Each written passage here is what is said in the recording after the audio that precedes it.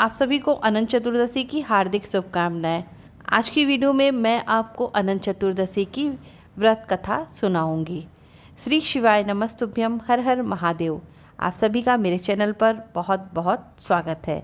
सनातन धर्म में अनंत चतुर्दशी का पर्व का खास महत्व है। हिंदू पंचांग के अनुसार हर वर्ष भाद्रपद माह के शुक्ल पक्षी चतुर्दशी तिथि पर अनंत चतुर्दशी का पर्व मनाया जाता है। अनंत चतुर्दशी को अनंत चौदस के नाम से भी जाना जाता है। इस दिन भगवान विष्णु के अनंत रूपों की पूजा करने से इस दिन भक्तों को अनंत फल की प्राप्ति होती है। अनंत चतुर्दशी का व्रत रखने वाले भक्त इस दिन विष्णु सहस्त्रनाम स्तोत्र का पाठ करते हैं। इसके साथ ही इस दिन पौराणिक व्रत कथा भी सुनते हैं। तो आइए सुनते हैं अनंत चतुर्दशी व्रत कथा। बोलिए गणेश जी महाराज की जय, बोलिए विष्णु भगवान की जय। एक बार महाराजा युधिष्ठिर ने राजसूय यज्ञ किया। उस समय यज्ञ मंडप का निर्माण सुंदर था ही अद्भुत भी था, और वह मंडप इतना मनोरम था कि जल व थल की भिन्नता प्रतीत ही नहीं होती थी। जल में थल तथा स्थल में जल की भांति प्रतीत होती थी।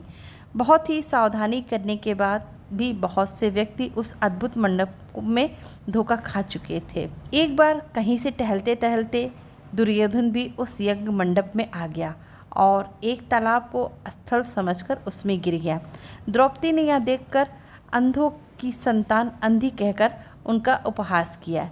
इससे दुर्योधन चिढ़ गया। यह बात उसके हृदय में बाढ़ समान लगी। उसके मन में देश उत्पन्न हो गया और उसने पांडवों से बदला लेने के लिए ठान लिया। उसके मस्तिष्क में उस अपमान का बदला लेने के लिए विचार उपजने लगा। उसने बदला लेने के लिए पांडवों को द्रुत क्रीड़ा में हराकर उस अपमान का बदला लेने की सोची। उसने पांडवों को जुए में पराजित कर दिया। पराजित होने पर प्रतिज्ञा अनुसार पांडवों को 12 वर्ष के लिए वनवास भोगना पड़ा। वन में रहते हुए पांडव अनेक कष्ट सहते रहे। एक दिन भगवान कृष्ण जब मिलने आए तब युधिष्ठिर ने उनसे अपना दुख कहा और दुख दूर करने का उपाय पूछा। तब श्री कृष्ण जी ने कहा, ये युधिष्ठिर, तुम विधि पूर्वक अनंत भगवान का व्रत करो। इससे तुम्हारा सारा कष्ट संकट दूर हो जाएगा और तुम्हारा खोया हुआ राज्य पुनः प्राप्त हो जाएगा। इस संदर्भ में श्री कृष्ण जी ने उन्हें एक कथा सुनाई। प्राचीन काल में सुमंत नाम का एक नेक तपस्वी ब्राह्मण था। उसकी पत्नी का नाम दीक्षा था। उसकी एक परम सुंदरी, धर्मपरायण तथा ज्योतिर्मयी कन्या थी जिसका नाम सुशीला था।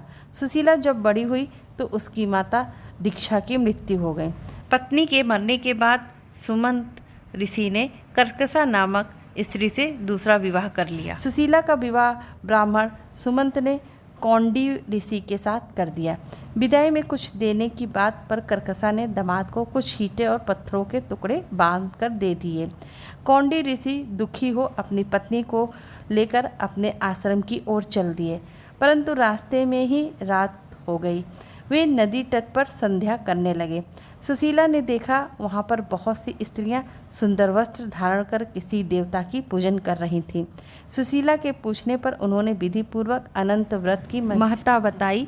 सुशीला ने वहीं उस व्रत का अनुष्ठान किया और 14 गांठों वाला डोरा हाथ में बांधकर ऋषि कौंडिन्य के पास आ गई।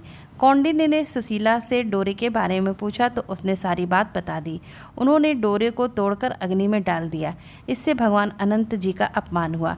परिणाम स्वरूप ऋषि कौंडिन्य दुखी रहने लगे। उनकी सारी संपत्ति नष्ट हो गई। इस दरिद्रता का उन्होंने अपने पत्नी से कारण पूछा तो सुशीला ने अनंत भगवान का डोरा जलाने की बात कही।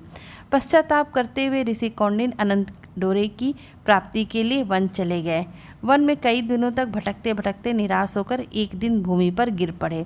तब अनंत भगवान प्रकट होकर बोले, हे कौंडिन्य, तुमने मेरा तिरस्कार किया था, उसी से तुम्हें इतना कष्ट भोगना पड़ा। तुम दुखी हुए, अब तुमने पश्चाताप किया है, मैं तुमसे प्रसन्न हूँ।